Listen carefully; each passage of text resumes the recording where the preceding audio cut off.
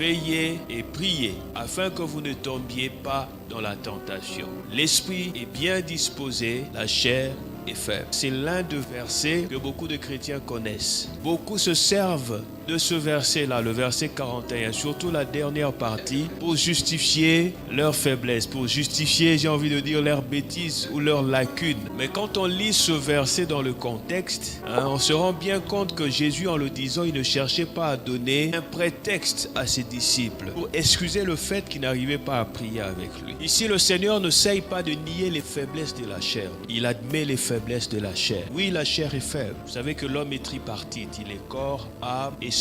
Donc le corps, c'est l'enveloppe extérieure. C'est ce qui te permet de jouir, de profiter, d'interagir avec le monde physique et matériel dans lequel tu vis. Et ton esprit, c'est ton corps spirituel. Ça permet de faire la même chose, mais dans le domaine spirituel. Quand tu adores Dieu avec ton esprit. Que les vrais adorateurs adoreront le Père en esprit et en vérité. Et l'interface entre les deux, c'est ta chair. La chair, c'est le vrai toi. La Bible assimile l'âme à la chair. Pourquoi? Parce que l'âme a été corrompue par le péché et l'âme est naturellement rebelle à Dieu. Et Christ est en train de dire que la chair est faible. Oui, parce que naturellement, elle est attirée vers les péchés. Naturellement, la chair t'amène à te rebeller contre Dieu. La chair réveille en toi les passions de la chair qui sont opposées à ceux de l'esprit, au désir de l'esprit. Mais en même temps que Christ admet la faiblesse de la chair, il donne en même temps l'antidote qui nous permet de dompter la chair, de crucifier la chair. Deux mots, veiller et prier, afin de ne pas tomber dans la tentation, afin de ne pas tomber dans les faiblesses de la chair. Il faut veiller dans le sens où c'est d'abord ta responsabilité de te mettre dans un environnement qui ne va pas te pousser à pécher. Tu sais que tu as une faiblesse sexuelle, mais tu prends la fille d'autrui, tu l'amènes dans ta chambre, on va prier et vous fermez la porte. Tu es en train de t'exposer. Veiller veut dire être discipliné. Mais comme la chair ne sert à rien, comme toutes les mesures, toutes les règles qu'on peut se fixer ne vont aller nulle part si on n'a pas la faveur de Dieu, tu dois prier.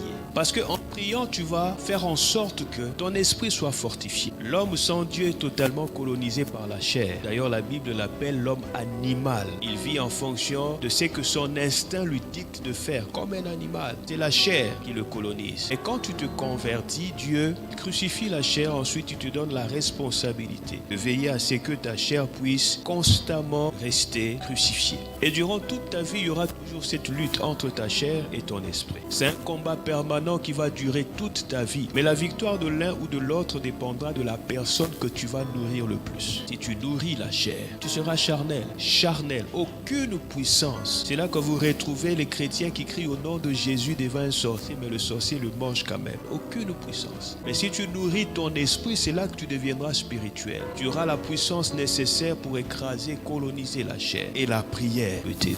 Veiller et prier. Pourquoi est-ce que tu vis une vie chrétienne qui est remplie de défaites, très peu de victoires? Eh bien parce que le seul moment d'intimité, de prière que tu as avec Dieu, c'est le mercredi, c'est les dimanches ou les réunions que tu viens faire à l'église. Dieu veut avoir une vraie relation avec toi, une relation victorieuse. Tu dois restaurer l'autel de la prière dans ta vie si tu veux avoir la victoire sur la chair.